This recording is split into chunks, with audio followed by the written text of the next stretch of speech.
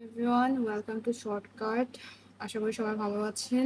আজকে আমরা যে বিষয়টি নিয়ে আলোচনা করব সেই বিষয়টি হচ্ছে ফিক্সড পয়েন্ট ইটারেশন মেথড। আমরা গত দুটো লেসনে আলোচনা করেছিলাম bisection method and Newton Raphson method.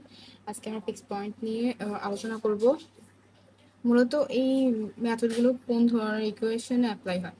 আমি আগে আপনাদেরকে বলে দিয়েছিলাম যে এফ(x) = 0 লিনিয়ার, নন লিনিয়ার বা অ্যালজেব্রিক ইকুয়েশনগুলো আছে তাদের মাঝে আমরা হচ্ছে এই ইটারেশন মেথডগুলো অ্যাপ্লাই করে থাকি। তো আজকে আমাদেরকে এরকমই একটা ইকুয়েশন দেওয়া থাকবে যেটা লিনিয়ার অথবা নন লিনিয়ার যে কোনো একটাই হবে। দেন ওইখান থেকে আমাদেরকে বলাই থাকবে যে using fixed point iteration method এটা দিয়ে কাজ করতে বলবে।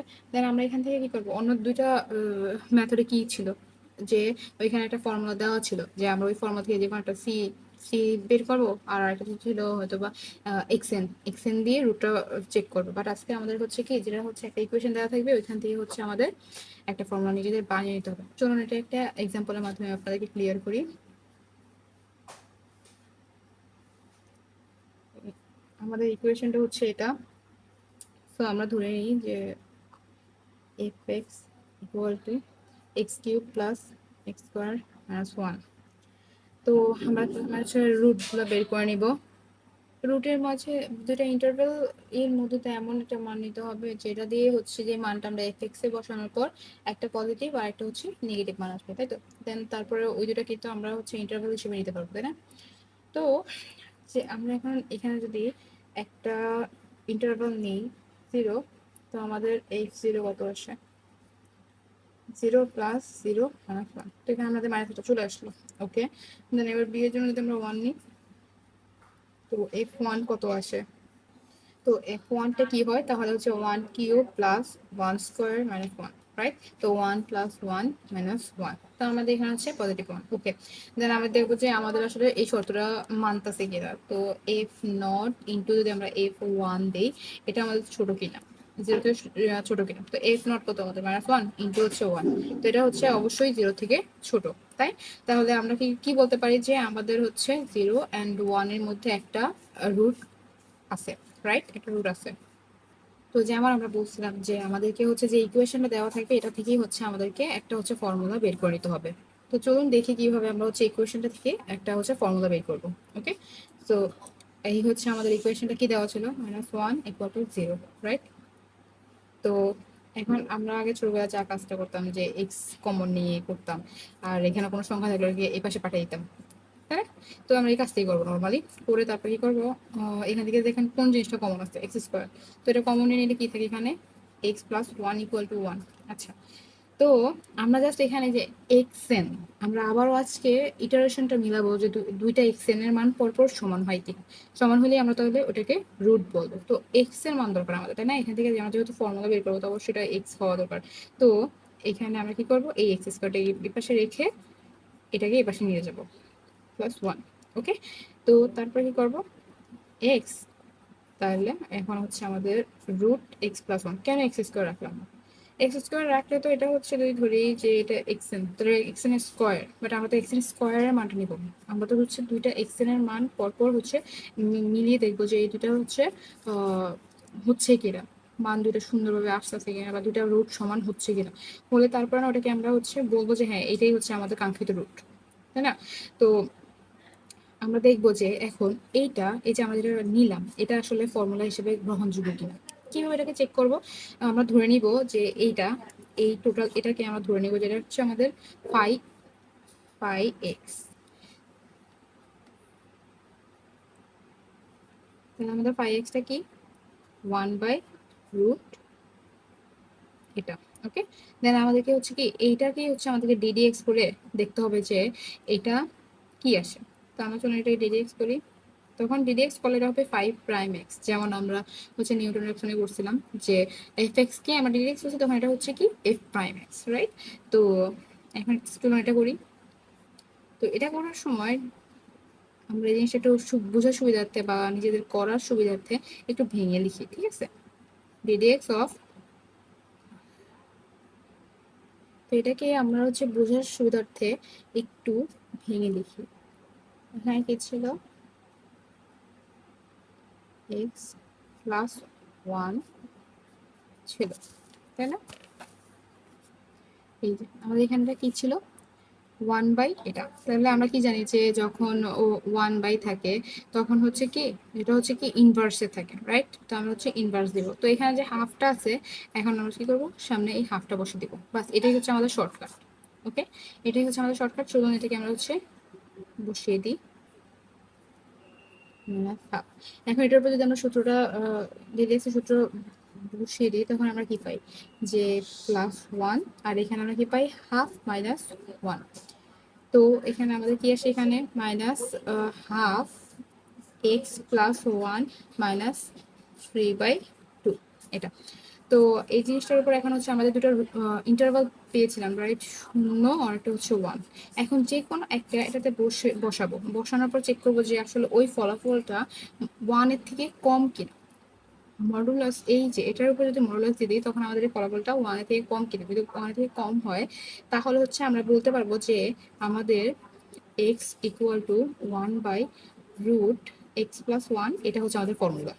ওকে, আমাদের ফর্মুলা, তখন আমরা হচ্ছে এটাকে বলতে পারবো। বাট চলুন এখন এটা চেক না করে আমরা এটা বলতে পারবো না। যদি না মিলে, তাহলে আমরা এটাকে ফর্মুলা হিসেবে নিতে পারবো না। তখন আমাদেরকে আবারও অন্যভাবে হচ্ছে আরেকটা ইকুয়েশন থেকেই অন্যভাবে আমাদের আরেকটা ফর্মুলা বের করে নিতে হবে। চলুন এটাতে বসিয়ে দেখি। যদি 0 বসিয়ে দিই, তাহলে এখানে কি আসে, -0 + 1 3/2। এখন এখানে হচ্ছে কত আসছে আমাদের 1, 1 এর উপর যতই আমরা পাওয়ার দিই না কেন, একটা মান 1ই থেকে যায়। আর এখানে কি থাকে, তো 1 × -হাফ, তো কি আসে এখানে -0.5, তাই না?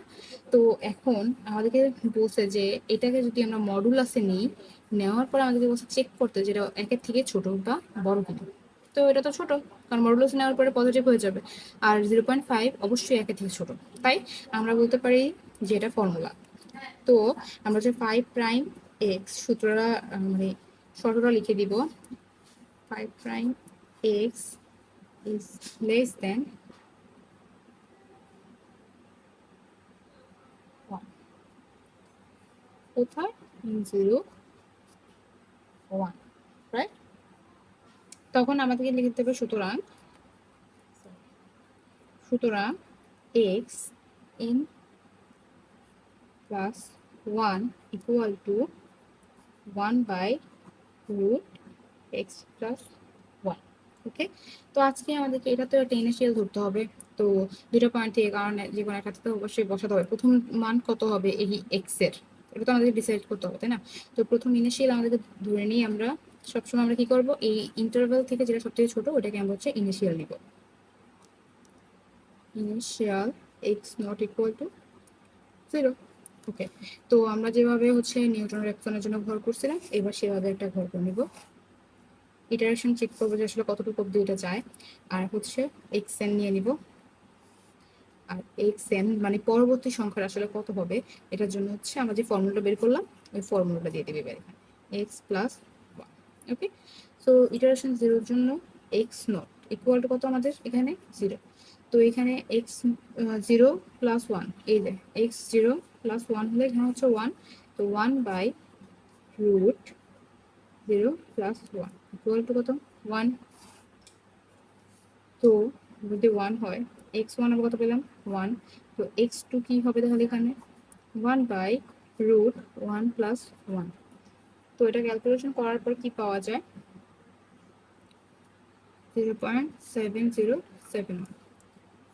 ঠিক সেম ভাবে আপনারা এইভাবে এটাকে করে দিবেন একটার পর একটা, বা ক্যালকুলেটরে অনেক ইজিলি করা যায়। যদি আপনারা ওই ভিডিওটি না দেখে থাকেন, তাহলে অবশ্যই দেখে নেবেন যে কিভাবে সহজে ক্যালকুলেটরে আপনারা চাইলে এই মানগুলো বের করে ফেলতে পারেন। তো আমি আর দেখাচ্ছি না, আমি আপনাদেরকে ডিরেক্ট দেখাচ্ছি যেটা আসলে কত নম্বর ইটারেশনে গিয়ে এই ফুল ম্যাথটা মিলে যায়, একেবারে দেখিয়ে দিচ্ছি। আপনারা অবশ্যই এই ক্যালকুলেশনগুলো করে নেবেন আপনাদের নিজেদের বোঝার স্বার্থে। তো আমাদের মেথডটা যত ইটারেশন অব্দি চলে, সেটা হচ্ছে 8 ইটারেশন 9 ইটারেশন অব্দি চলে। মানে 8 ইটারেশন এসে সে দেখিয়ে দেয় যে আসলে সে 8 নাম্বার আর 9 নাম্বারে দুইটা রুট পেয়ে গেছে, যেখানে হচ্ছে আমরা বলতে পারি যে হ্যাঁ, এটাই হচ্ছে আমাদের যে কাঙ্ক্ষিত রুট খুঁজতেছিলাম আমরা, এটাই আমাদের কাঙ্ক্ষিত রুট যেটা আমরা ফাইন্ড করতেছিলাম। কেন বলতেছি, কারণ হচ্ছে দেখেন x8 এ এটার যে ইটারেশনটা মানে যে রুটটা পেলাম সেটা হচ্ছে 0.7548, আর এই x9 এ আমরা ঠিক সেম রুটটা রিপিট পেয়েছি, তাই না? তো আমরা কি বলছিলাম যে আমরা রুট কোনটাকে বলবো যে আমরা আমাদের যে রুট বলছে যে ফাইন্ড এ রুট, আমরা কোনটাকে বলবো যে আমাদের রুট? যখন দুইটা রুট পরপর মিলে যাবে ওই রুটটাকে আমরা বলবো যে হ্যাঁ এটাই আমাদের রুট। তো এটা আমরা অ্যান্সার আকারে কিভাবে লিখবো শুনুন দেখি। লিখবো আমরা কিভাবে, সুতরাং x8 ইকুয়াল x9। ওকে, তো আমাদের কোথায় মিলছে অ্যান্সার? তাহলে আমরা কি লিখবো যে 0.7548, জাস্ট এতটুকু। আচ্ছা ঠিক আছে, আপনারা আশা করি বুঝতে পেরেছেন। যদি কোথাও না বুঝে থাকেন আশা করি আপনারা আমার কাছে অবশ্যই জানতে চাইবেন, বা কোথাও যদি করতে গিয়ে প্রবলেম হয় অবশ্যই আপনারা এটা আমাকে মেলে জানাতে পারেন, বা কমেন্ট বক্সে আপনারা ছবি দিয়ে আমাকে জিজ্ঞেস করতে পারেন। আমি অবশ্যই আপনাদের চেষ্টা করবো আপনাদের সাহায্য করার, বা সর্বোচ্চ চেষ্টা করবো হচ্ছে আপনাদের সহজভাবে বুঝিয়ে দেওয়ার। আর যদি এই ইটারেশন মেথডের উপর আপনাদের আরও কোনো এক্সাম্পল লাগে অবশ্যই কমেন্ট করবেন। ততক্ষণ অবধি ভালো থাকবেন, সুস্থ থাকবেন, আল্লাহ হাফেজ।